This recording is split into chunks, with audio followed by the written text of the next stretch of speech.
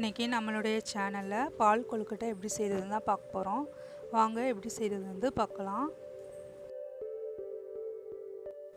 நான் இது செய்கிறதுக்கு 1.25 கப் அளவுக்கு அரிசி மாவு எடுக்க போகிறேன். அதனால் 2 கப் தண்ணியை ஃபஸ்ட்டு கொதிக்க வச்சிடலாம். தண்ணி கூடவே கொஞ்சோண்டு உப்பு போட்டு இப்போ தண்ணியை கொதிக்க வச்சிடலாம். இப்போ தண்ணி நல்லா கொதிச்சிச்சு. தண்ணி நல்லா கொதித்ததுக்கப்புறமா ஃப்ளேம் லோ ஃப்ளேமில் வச்சுட்டு இப்போ மாவை சேர்த்துடலாம். இப்போ இந்த மாவை நல்லா இடியப்ப மாவு மாதிரி நல்லா பிணைஞ்சு எடுத்துடலாம்.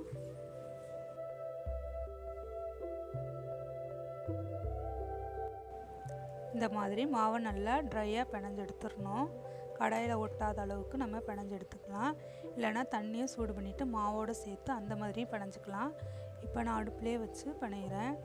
இப்போ மாவு ரெடி ஆகிடுச்சு. இந்த மாவை கொஞ்சம் நேரம் ஆற விட்டுட்டு அதுக்கப்புறமா நம்ம உருண்டை போட்டுடலாம். இப்போ மாவு கொஞ்சம் நேரம் ஆறட்டும். இப்போ பால் கொழுக்கட்டை செய்கிறதுக்கு தேவையான அளவுக்கு தண்ணியை நம்ம ஃபஸ்ட்டு கொதிக்க வச்சிடலாம்.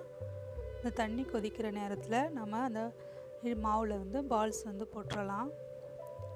மாவு கூட 1 டேபிள் ஸ்பூன் அளவுக்கு நெய் சேர்த்துக்கிறேன். நெய் சேர்த்து நல்லா மிக்ஸ் பண்ணி விட்டுறலாம்.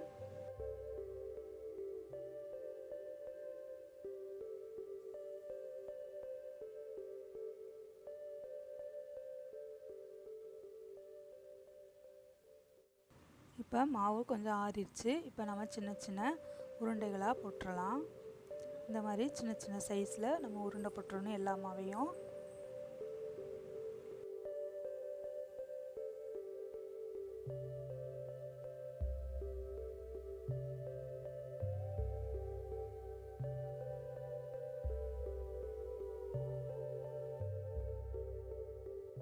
இப்போ எல்லாத்தையும் உருண்டை போட்டாச்சு. இப்போ தண்ணியும் ரெடி ஆகிடுச்சு. தண்ணி நல்லா கொதித்ததுக்கப்புறமா இந்த உருண்டை எல்லாத்தையும் தண்ணியில் நம்ம சேர்த்துடலாம். இந்த பால் வெந்ததுக்கப்புறமா நம்ம அரிசி மாவு கரைச்சி இது கூட சேர்த்துக்கணும். இப்போ பால் வேகிற வரைக்கும் நம்ம வெயிட் பண்ணலாம். அதுக்கடையில் நம்ம ஒரு 1/2 கப் அளவுக்கு அரிசி மாவை நம்ம தண்ணியில் கரைச்சி எடுத்துக்கலாம்.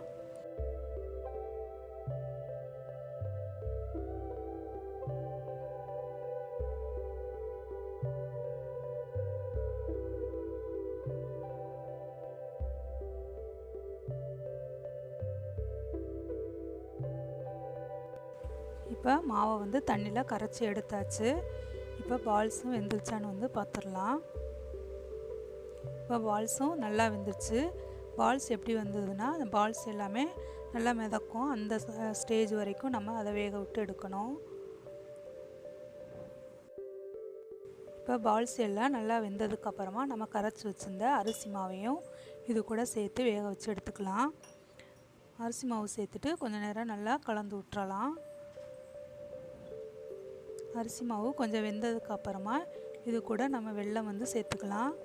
வெல்லம் அல்லது கருப்பட்டி நம்ம சேர்த்துக்கலாம். இப்போ நான் 1 கப் அளவுக்கு வெல்லம் சேர்த்துக்கிறேன். இது கரெக்டான இனிப்பில் இருக்கும்.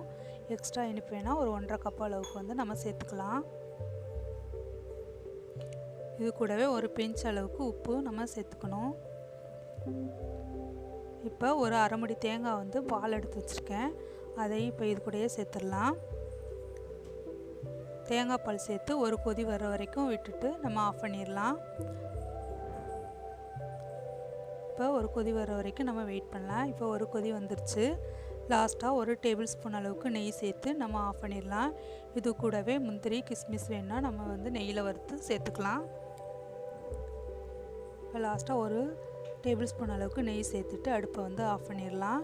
இப்போ நம்மளுடைய பால் கொழுக்கட்டை ரெடி ஆகிடுச்சு. என்னோடய வீடியோ உங்களுக்கு பிடிச்சிருந்தா ரசான்ஸ் ஹோம்க்கு சப்ஸ்கிரைப் பண்ணுங்கள். இப்போ அடுப்பை ஆஃப்